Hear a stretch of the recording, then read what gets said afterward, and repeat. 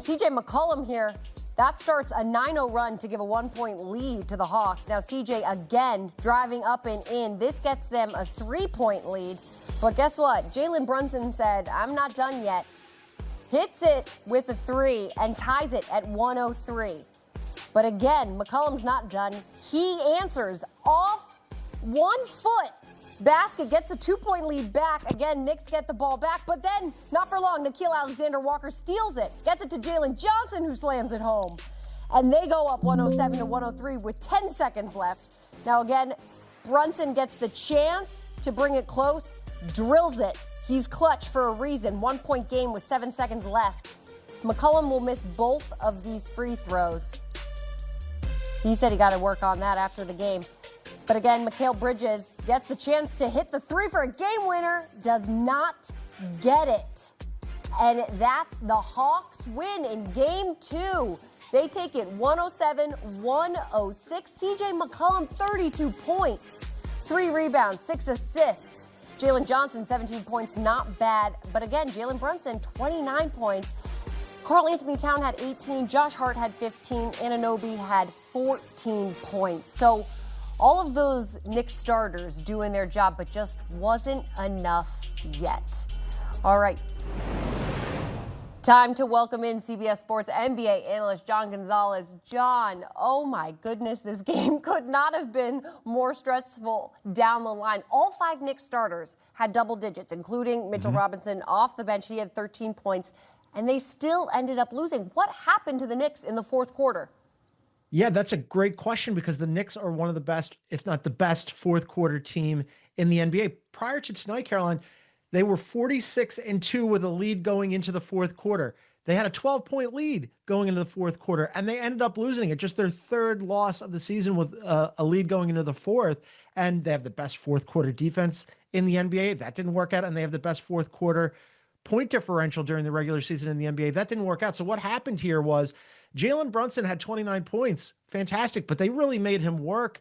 The Hawks did on offense. He was just 10 of 26 from the floor, missed some really crucial shots late in this game, and turnovers led to points for the Hawks. That was something that didn't happen in game 1. That's something they fed off of all season long, and that did happen in game 2. Brunson had a critical turnover late in the game when Nickeil Alexander-Walker picked his pocket. They got out on the fast break, and Jalen Johnson ended up converting. So they had 20 fast break points tonight. That's above their season average. They were 3rd in fast break points during the regular season, the Hawks were. So just sort of like a perfect storm for the Hawks in the fourth quarter and an absolutely brutal storm for the Knicks in the fourth quarter. And one more thing I want to say here. They lose this game by 1 point. Well, we'll look at the free throw shooting. The Knicks missed 10 free throws tonight. Yes, CJ McCollum missed those 2 critical ones at the end, but it didn't end up hurting them. But those 10 free throws came back to haunt the Knicks tonight. Yeah, those 10 free throws could have made all the difference. We have to talk about CJ McCollum. 32 points. Why could the Knicks not seem to stop him? Yeah, great question, because they have 2 incredible defenders, perimeter defenders, wing defenders, and OG Anunoby and Mikal Bridges. And actually Josh Hart, too, throwing him in there as well. Josh Hart was on Jalen Johnson for much of the night. They did end up, I think, keying on Jalen Johnson and Nickeil Alexander-Walker. Nickeil Alexander-Walker has had a terrible series so far. He's a combined, 8 from 27 from the field? But then you had CJ McCollum stepping up in his absence, right? He went for 26 in the last game. He goes for 32 tonight, and they needed every one of those points. And CJ McCollum, who they got basically as a throw-in when they traded Trae Young, CJ McCollum's on an expiring contract. The Wizards gave him away for Trae Young, and he's been fantastic for the Hawks, exactly what they needed. He's the guy who really knows his role, really good shooter, generally efficient, and a team guy who fits in and in this series has been crucial for the Hawks, who they needed offense in game 1, didn't work out.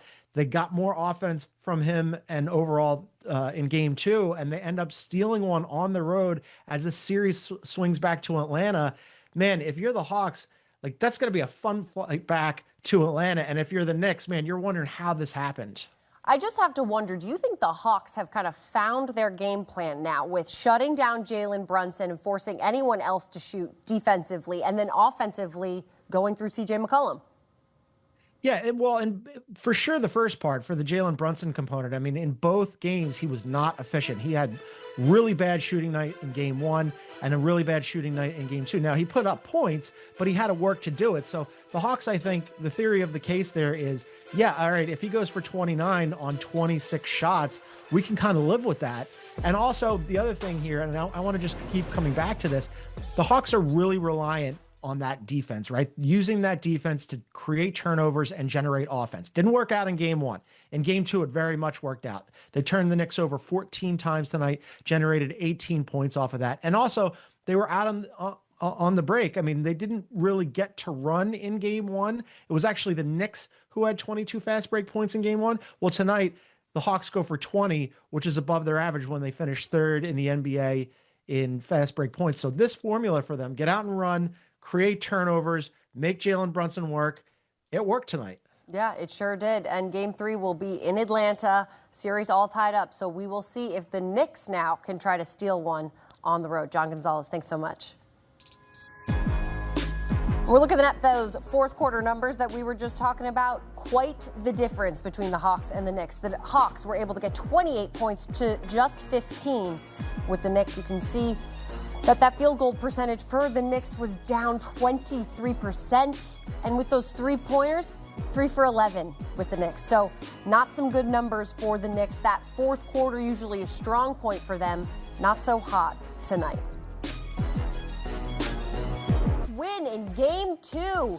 They take it 107-106. CJ McCollum, 32 points, 3 rebounds, 6 assists. Jalen Johnson, 17 points, not bad. But again, Jalen Brunson, 29 points. Karl Anthony Town had 18. Josh Hart had 15. Anunoby had 14 points. So all of those Knicks starters doing their job, but just wasn't enough yet. All right.